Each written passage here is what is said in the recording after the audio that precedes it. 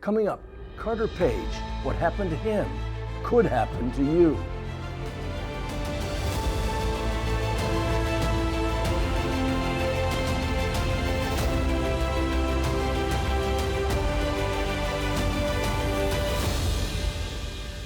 I'm Oliver North. Our guest today, Carter Page. That's a name most Americans would never have known, but for false accusations made against him by prominent members of the Obama-Biden administration and their cronies in Congress.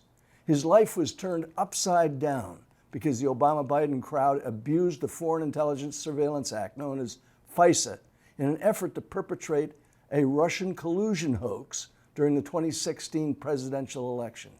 Here are some of the things that fake news doesn't want you to know about Carter Page. Like me, he's a graduate of the United States Naval Academy.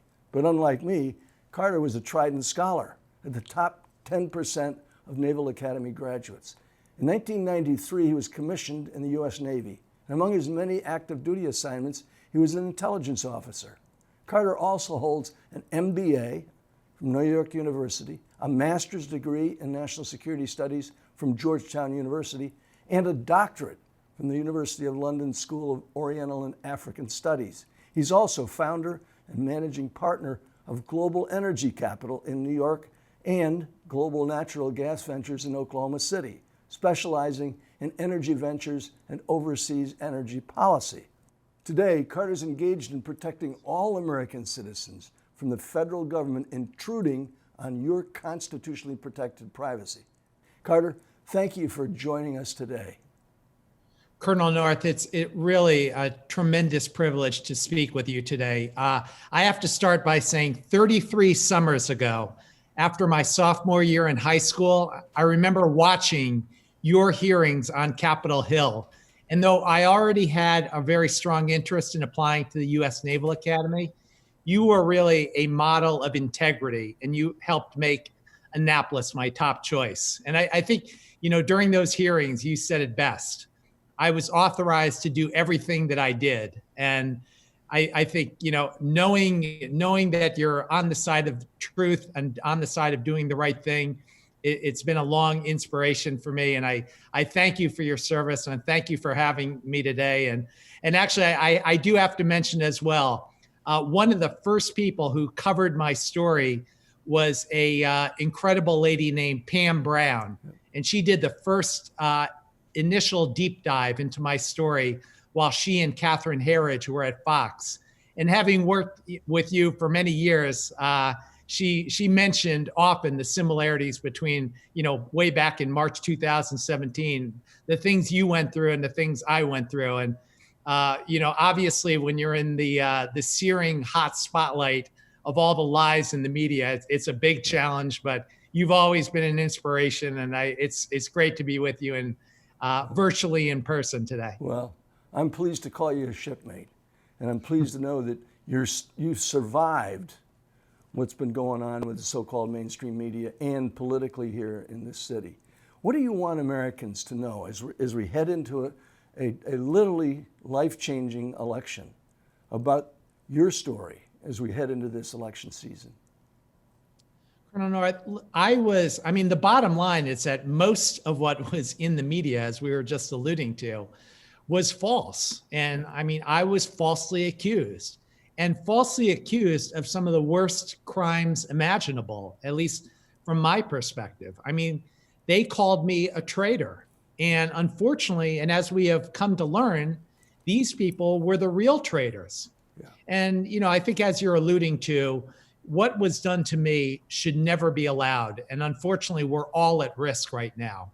With all these people in the Obama-Biden administration who abuse their oath of office, they're also abusing our Constitution. I think you're absolutely right about how much is on the line. And so that's part of the reason why I'm fighting back, and I think why we all have to fight back right now. Well, we've now learned that Kevin Kleinsmith of the FBI has already pled guilty to forging evidence against you. What's it going to take for justice to be served in your case? Well, in April 2017, actually, my lawyer spoke directly with Kevin Kleinsmith. And he said at the time that the FBI only considered me a witness. And unfortunately, as a lot of operatives have been sort of spinning all types of false stories, the reality is actually they were doing much, terrible things against me behind the screen of secrecy. And by all indications, and given the severe wrongdoing, I believe we're only at the start of that investigation. And I think one element in his charging document, there's a 5-page charging document that came out this summer, and it refers to, right here on page 2, it refers to certain members of the Crossfire Hurricane team. So he was not acting alone. And I think there are many unanswered questions.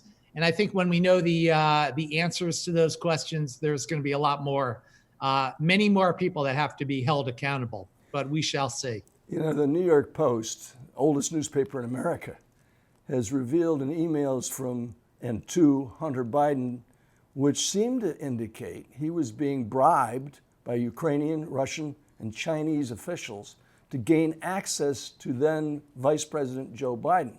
That story is being suppressed not just by government activity, but by the so-called mainstream media and by social media. Given what you've been through, what needs to be done here?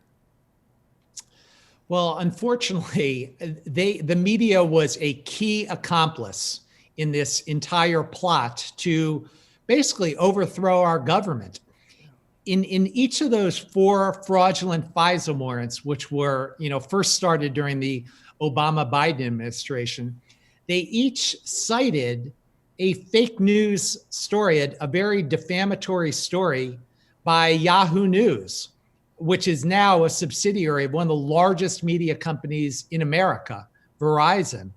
And so unfortunately, there is just such falsehoods and so much of a lack of accountability. And again, it's a long ongoing process. And I think we really need to keep fighting and really digging deep for the truth and questioning the reality, which is so often pushed out in a totally false way by the media. Carter, you were spied on, surveilled, outed. Could this be happening to all of us as Americans? There's no doubt. Unfortunately, in December 2019, just last year, the U.S. Department of Justice Inspector General came out with a 400-page report talking about all of the surveillance abuses that were committed against myself. And that actually led to a series of follow-up investigations. And they have found that there are so many more abuses of the surveillance powers. And a few members of Congress, such as Senate Judiciary Chairman Lindsey Graham and Senator Mike Lee, they've been fighting to sort of reform our surveillance system. But unfortunately, these remain unresolved questions. And it's really important that people understand, exactly as you're correctly alluding to, there's so much more on the line, and there are big questions that remain unanswered, and we need to hold people accountable. In a personal way, I know a lot about what you went through and the parallels in my experience back in the 80s. How did you make it through this very difficult process, the countless hours of testimony, death threats, all those kinds of things? Well, one of my favorite quotes I saw from you is, I'm trusting in the Lord and a good lawyer.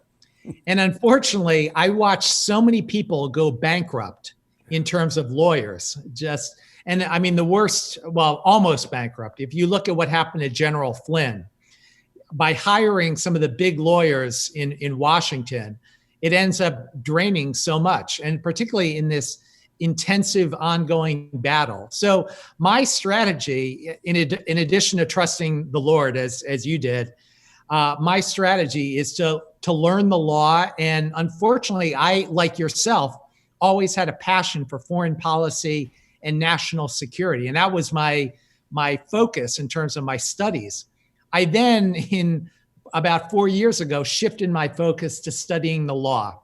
And I think as a student, an ongoing student of the law, I realized just how completely corrupt our legal system has become when these operatives can do so much damage.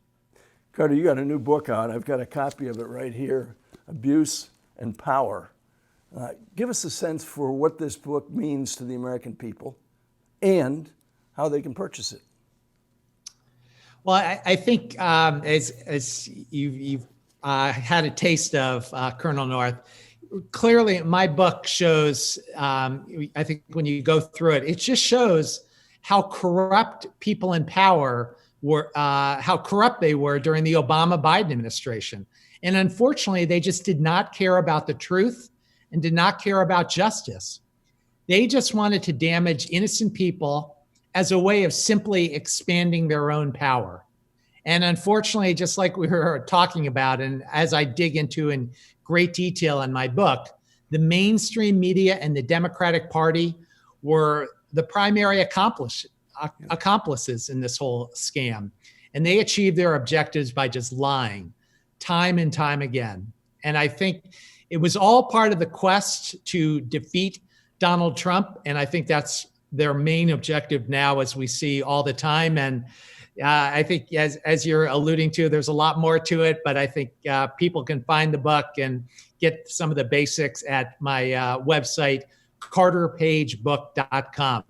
50 years from now, when your great-grandkids are studying about this extraordinary time in history, what do you want them to know, your great-grandkids, about what you did and why you did it?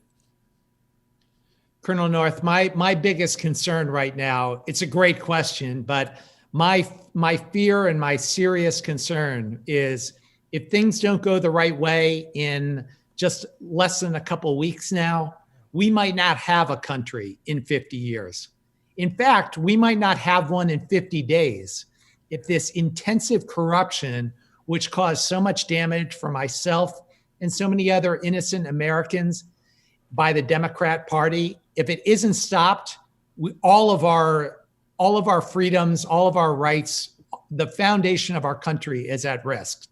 So there's a lot of steps along the way, but I think an important first step is making sure things go in the right way on November 3rd. And that remains my primary focus for the immediate future. Carter, I want to thank you for visiting with us today, for providing facts our fellow Americans can use in these challenging times.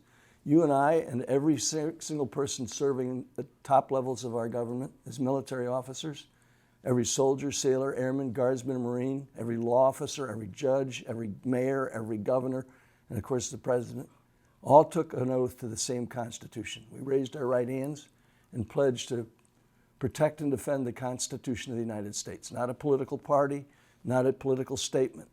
And you've done so in your life. I want to thank you for joining us for this broadcast. It's been informative, helpful, and encouraging.